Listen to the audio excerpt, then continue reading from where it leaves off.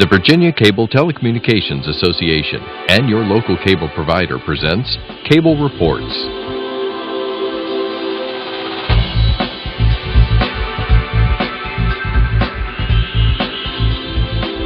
Join us now as Cable Reports brings you up to date on current issues facing the Commonwealth through discussions with your local legislators and other policymakers from across Virginia.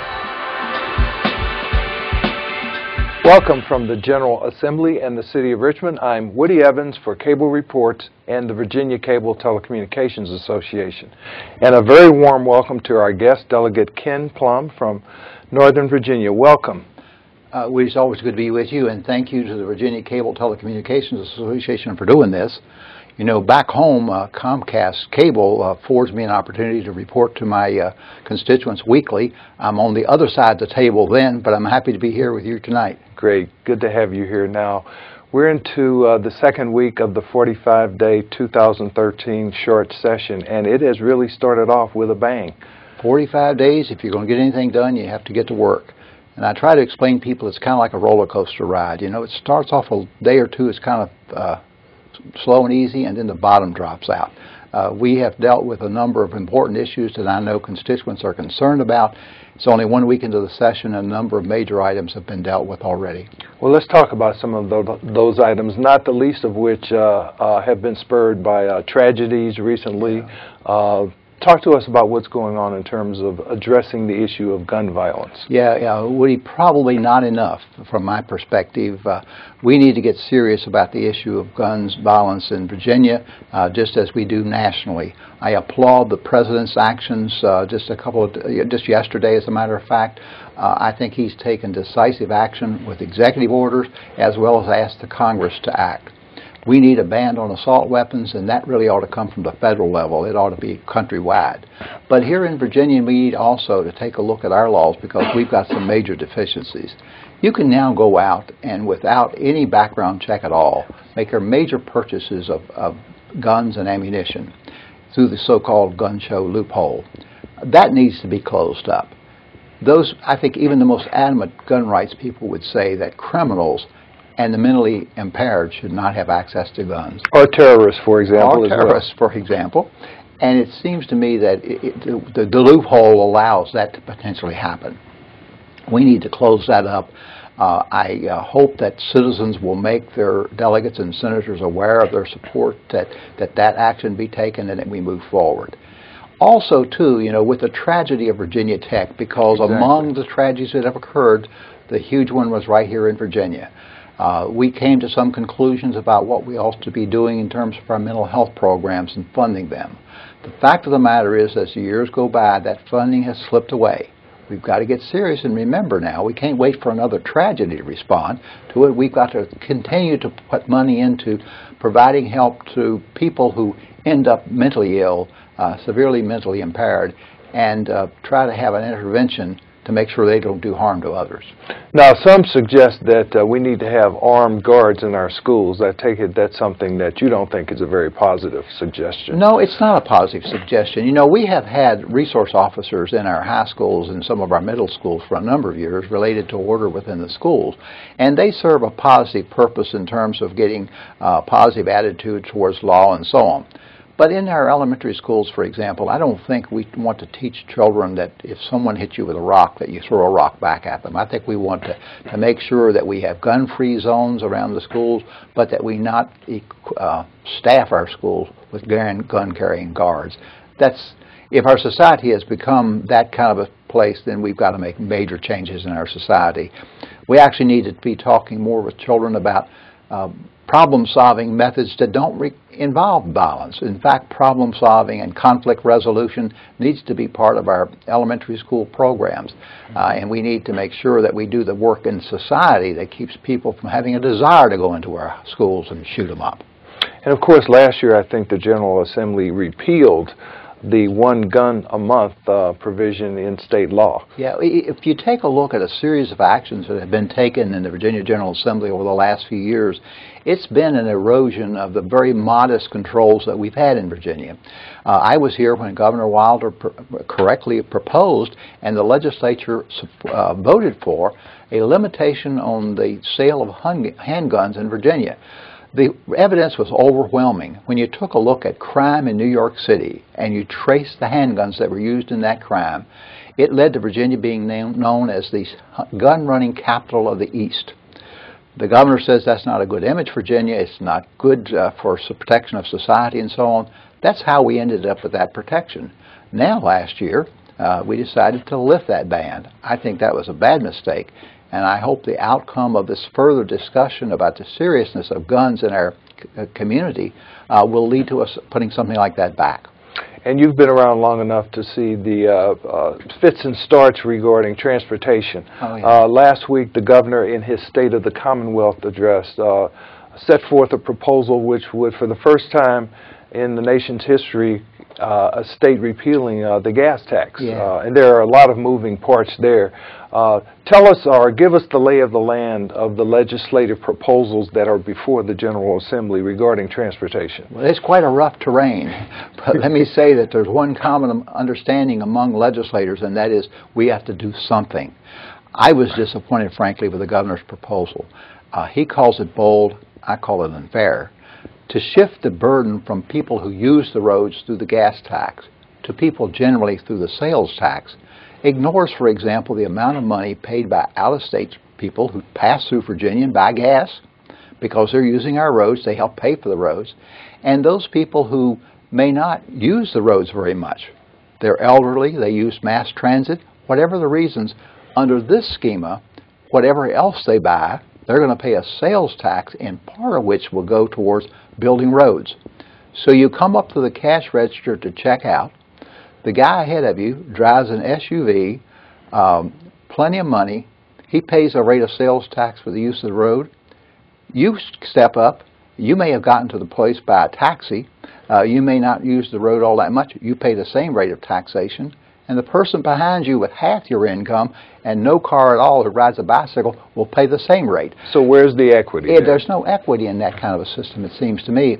Now, there are problems with the gas tax in the long run in the fact that as cars become more fuel efficient, we use less gas.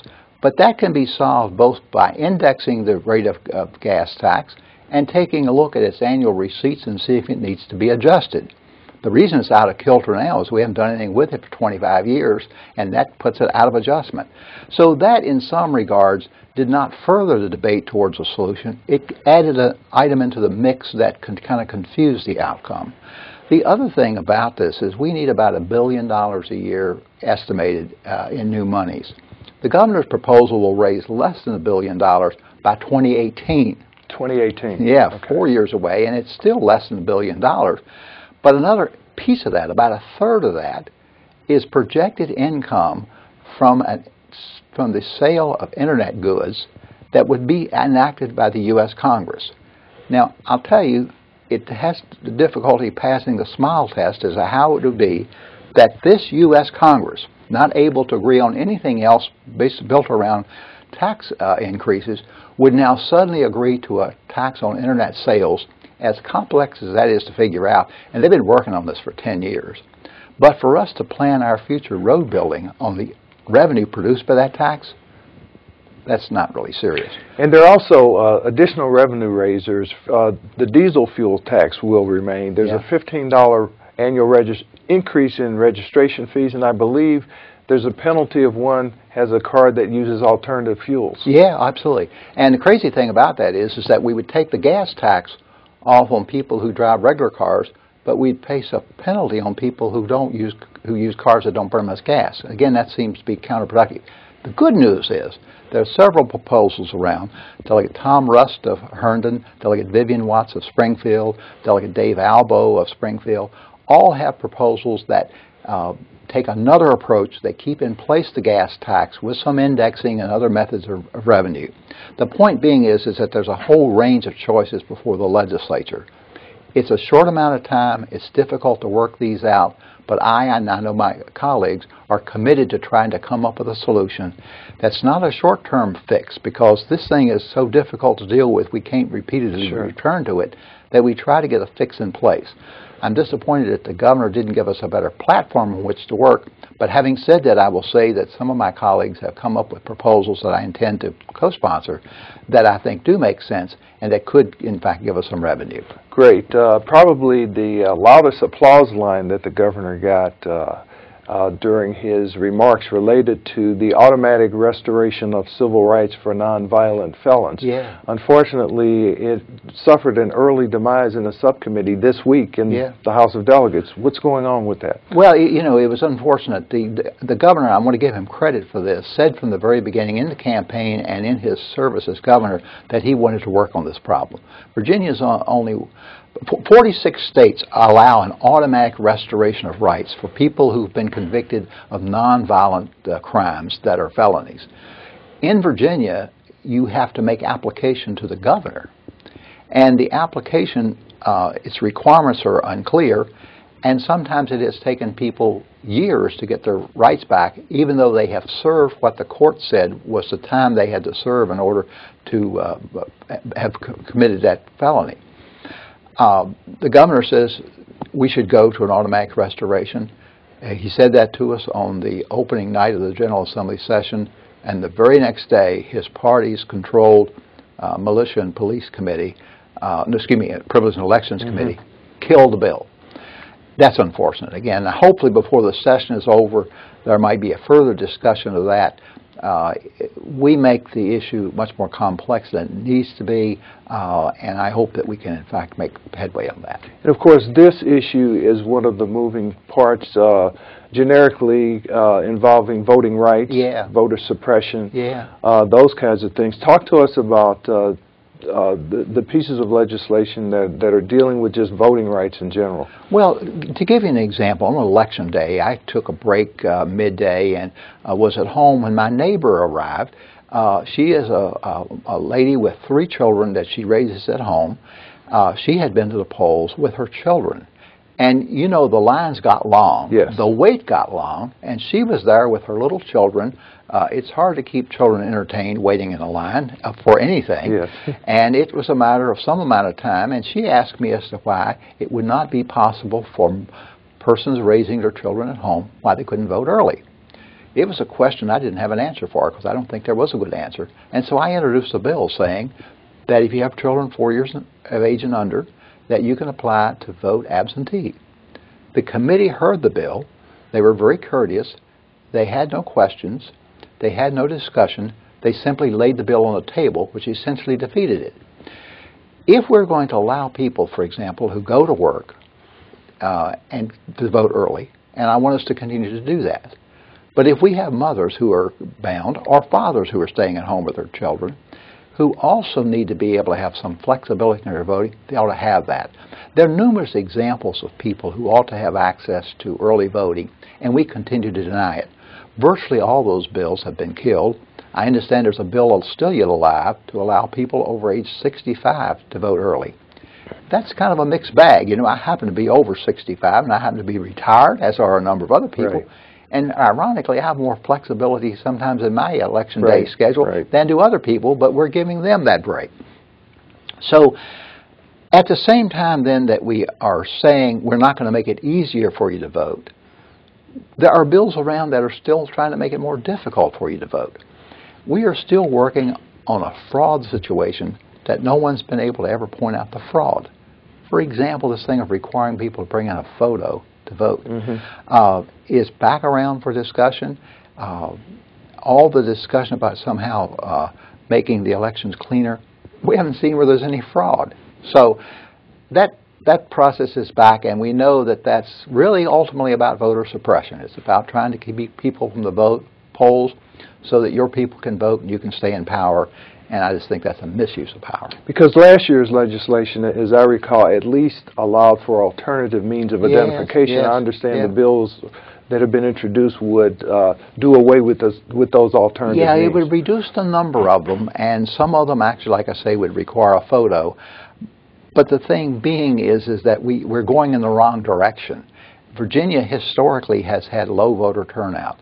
Certainly the president has appealed to a broad range of Virginians and gotten tremendous numbers of people to come to the polls and long waiting lines and so on. But in off years, we don't do very well getting people to the polls, and we need not make the process more complicated. If, in fact, there's voter fraud, then we need to point to what that fraud is and deal with the people who are involved in it, but it's not there. And, of course, the issue of whether constituents actually select their representatives versus the representatives selecting their constituents is still before us in terms of whether we should have some type of bipartisan redistricting. Yeah. Woody, in 1982, I introduced a bill that would establish an independent redistricting commission. Outside the hands of the legislature, I've maintained and I continue to maintain that legislators cannot fairly draw district boundaries. We have too much self-interest at heart. Our first goal is to preserve ourselves. And when you do that, then it overrides the community's interest.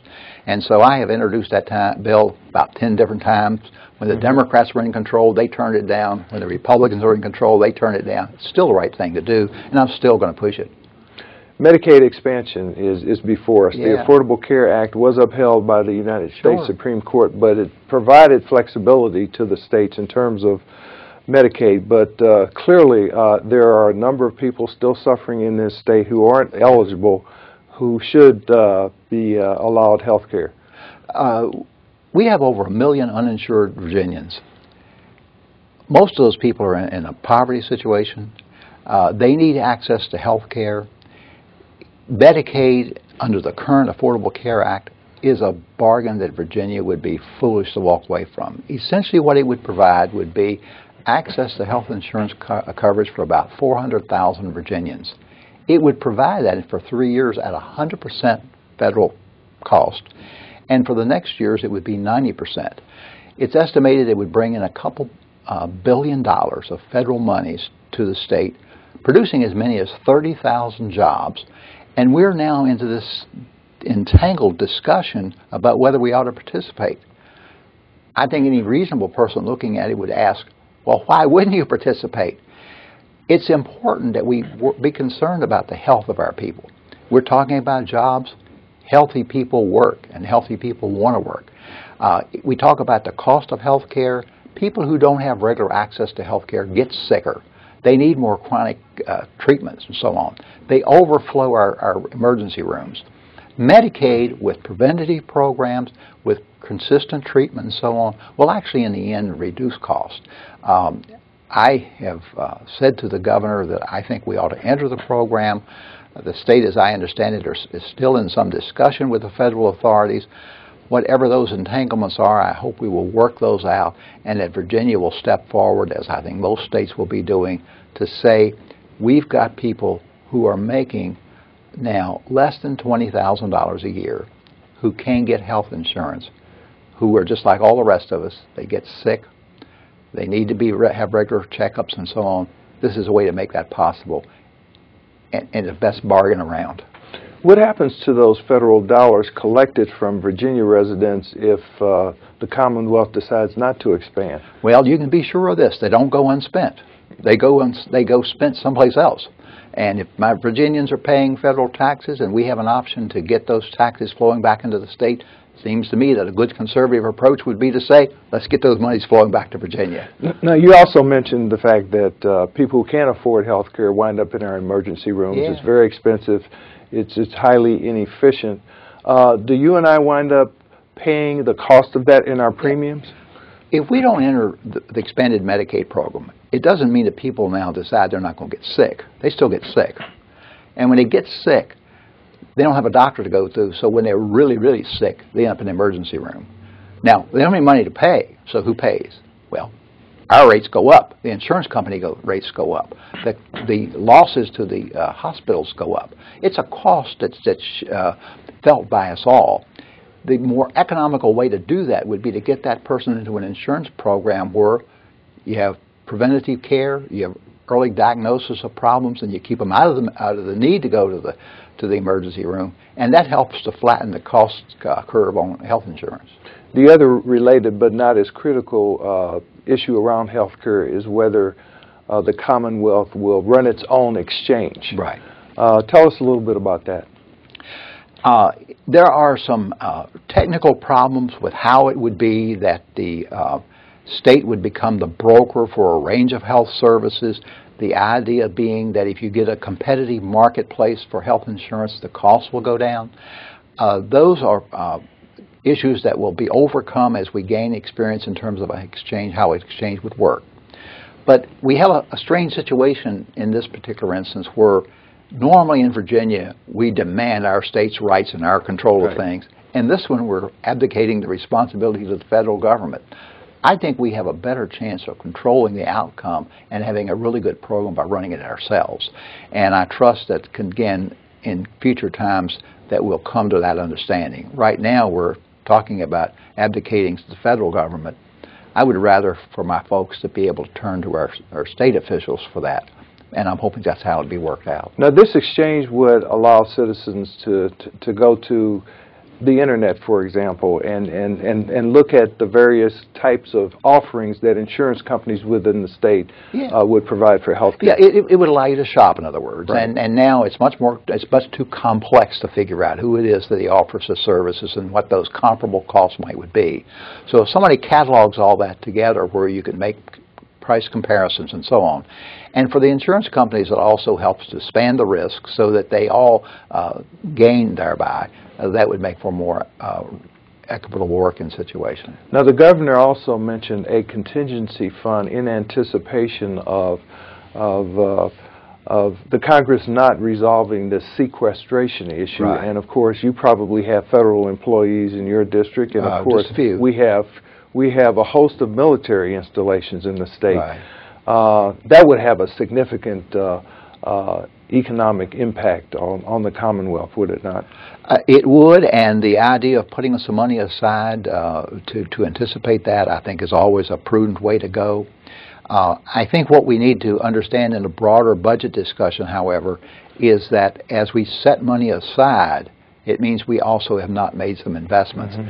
And frankly, Woody, I'm concerned that there continues to be a reduction in relative spending in our education programs. Fairfax County Schools, for example, has grown by 17,000 students over the last 3 years, but the amount of money it gets from the state has declined. And the state is supposed to be more than a half partner. They're supposed to put in 55% of the cost of public education across the school systems, but now our share is 40%. When the state puts in less money in public education, it means the local school board and the board of supervisors has a decision to make. Do we cut out programs? Do we let class sizes get larger? Or do we tax citizens more on a property tax? My local school division, and fortunately our community is a very well-funded community, has made the decision. It makes some cuts, but it also makes sure that its real estate taxes don't go down to make that difference. But we should not in Virginia be stepping away from those responsibilities. We ought to be stepping up to them. The best investment we can make is in programs like early childhood and K-12 programs. And we talk all the time about our colleges, and we have the best college system in the nation, but we need not to have that go away. Right now it's the case that if you look at the University of Virginia right now, and you look across the whole range of its programs, it's supported 10% by the state and 90% by fees and other programs and grants and contracts. We need to be a bigger partner than that. Now, one of the perennial pieces of legislation regarding education has to do with when a school district can actually begin the school year. Right. And there's been legislation proposed to allow school districts, although they can by waiver do that, to start school before September 1st. Is that going to see any action? It's a weary fight, I should say. I was around when that King's Dominion bill was first passed. I voted against it then. I have voted for every effort to repeal it. I hope at some time we'll say to ourselves that the decisions relative to our children's education is more important than a particular piece of our economy, and that local school boards ought to be able to make that decision. I don't know why that's so tough for us to do, but we continue to insist that we somehow set the date to be after Labor Day. Let's let local communities, based on their local economies, their local needs, and most importantly, what would be best for the children, decide when schools should start.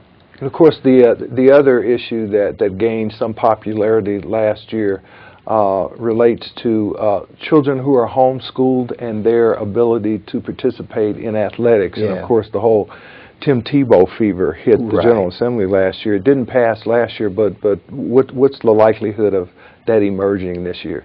I don't know if bills are in to do that or not. I'm not aware of them. But there are a number of bills that talk about how we might do things differently with our schools. The governor has in a proposal that is of some concern to me that would take away decisions about establishing charter schools and local school divisions that I don't think is a wise one. Currently, someone who wants to set up a charter school makes applications to the local school board. The view of that is that charter school is going to be part of the school system locally, and the local school board ought to have something to say about its standards, its financing, etc. The governor would take that decision away and get that decision to the State Board of Education, so that would in effect the State Board would say, this school is going to be in your division whether you like it or not, and you're going to have to help fund it. I don't think that's an appropriate decision. Now, I know we don't have many charter schools, and that's often cited as the evidence of why we need to change things. But the reason we don't have many charter schools in Virginia is because we've got a wide range of choices already. In my school division, for example, you can go off, if you're particularly talented in science and math, you can go off to Thomas Jefferson School for Science and Technology, probably the best school in the United States of America. If you want to go into the arts, you can make choices like that. Vocational choices, magnet schools, special schools, alternative schools already exist in Virginia. That's why you don't see charter schools starting. There's not a void that they would fill. We've got about a minute and a half left, but I did want to have you comment on what's going on in the area of reproductive rights. Obviously, last year there was a lot of negative publicity brought upon the Commonwealth, but I understand there's an effort to repeal some of the bills that got through last year. And I hope some of that is successful. Some of that was really quite embarrassing. Senator Ralph Northam, who himself is a doctor, made his speech on the floor of the Senate, and I happened to be there that day, explaining as to how that if you did this ultrasound on a woman as prescribed in the bill, it would provide no evidence to the doctor about anything that would be done because it was too early in the stages of pregnancy. In spite of the doctor pointing out that it would serve no value, they passed the bill anyway. In spite of the governor knowing that information, he signed it anyway. So now we have a requirement on the doctor care for women that doctors say is not necessary. Well, let me tell you, legislators shouldn't be getting into writing the protocols for doctors. And that kind of a situation goes well beyond the scope of what legislators ought to be involved with. I hope we repeal the bill. Not sure that it will happen, but it needs to happen. And we need to recognize that these most difficult decisions that women have to make, they need to make in consultation with their doctor, with their family, with their ministers. Thank you, Delegate Ken Plum. Thank you for being here. Thank you for watching Cable Reports, brought to you by the Virginia Cable Telecommunications Association. Until next time, I'm Woody Evans. Thank you, sir. I appreciate very much the opportunity.